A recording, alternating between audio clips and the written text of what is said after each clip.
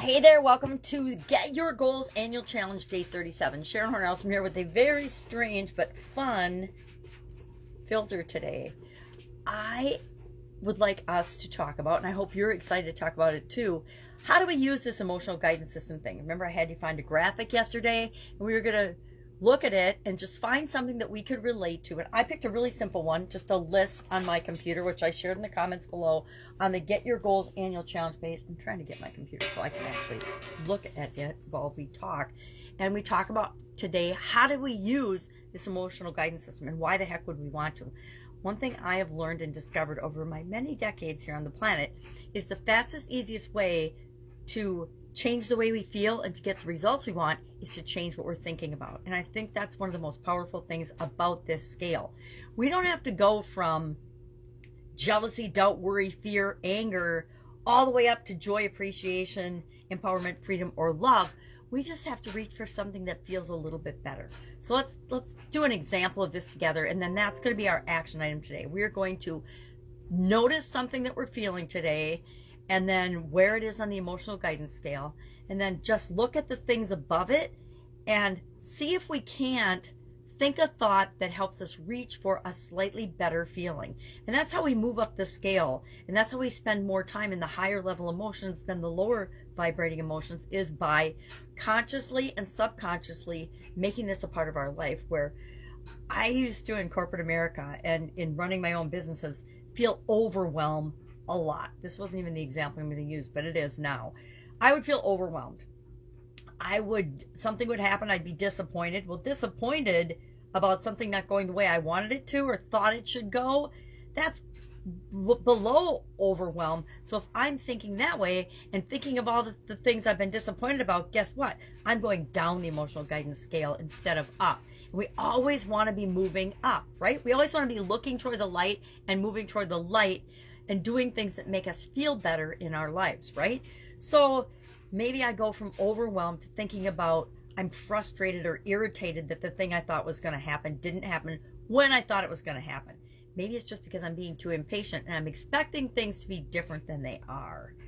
So I might decide I'm tired of this, I'm bored of this. That's moving up the scale, right, to number 8. So I've gone from 11, overwhelm, to 10.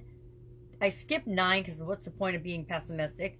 And I just went right to boredom. I'm sick and tired of this, and I'm not going to take it anymore. So then I decide that I'm going to think about things that give me hope, things that I'm optimistic about.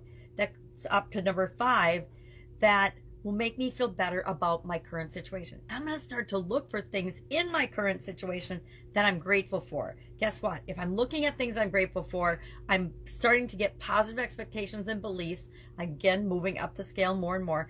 And then pretty soon I can be excited and enthusiastic and eager for the things I want to come into fruition. And I can remind myself that sometimes things happen for an absolute reason. And maybe that thing I wanted to have happen in my business was good, but maybe there's something great for our business to experience. And so now I'm hopeful, now I'm optimistic, now I'm even enthusiastic, and I can start to feel happy and positive about the freedom that having my own business has afforded me. So I've gone from being overwhelmed and super negative to positive.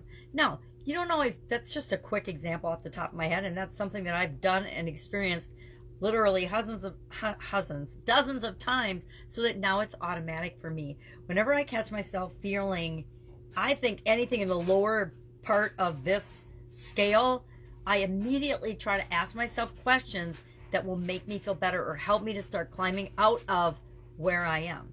Do you ever wake up in the morning and you feel awful? And if you keep thinking about how awful you're feeling, what happens? Pretty soon you just want to crawl back in bed and not do anything because you're using the excuse or the reason of feeling awful.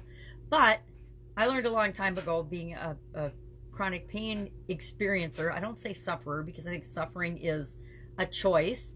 I experience chronic pain on a daily basis. And I could tell myself, I feel horrible, I'm going to stay in bed today.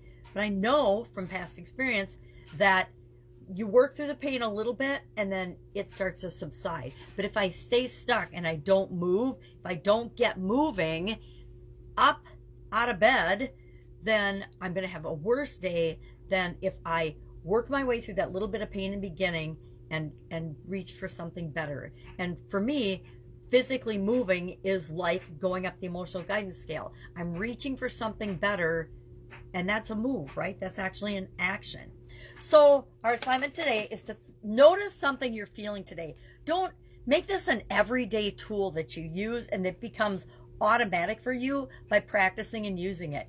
Don't search for or think about a situation when you, like I just gave about businesses and work and overwhelm and frustration. I think that for a lot of years in my business, my number one feeling, my greatest feeling was frustration. And that's why that's an easy example for me because I had defined in my mind that frustration was things should be how I expect them to be, not how they are. And guess what? Things are always how they are. So I was actually creating and setting myself up for frustration. So what did I do? I thought about it and I redefined frustration. And now, excuse me, it is really, really hard for me to feel frustrated. Do I get frustrated? Do I expect things to be different than they are? Yes, but as soon as I notice I'm feeling that, I reach for a better feeling on the scale. And I don't have to memorize the scale or know what it is or what order the emotions are in or what we call them or what I choose to call them versus you. I just need to know that if something feels better to me, more positive, lighter, then it's for me and I'm moving in the right direction up the scale. If something feels bad or worse or negative to me, then I'm moving down the scale. If you need more examples of that, please ask, because literally I have got thousands, if not millions of examples of that in my life as well as from other people. So just hit me up with a situation you're facing and we'll see what we can do to get you moving up the scale. All right, that's it. Any questions, hit me up. Otherwise, I will be with you tomorrow. Bye.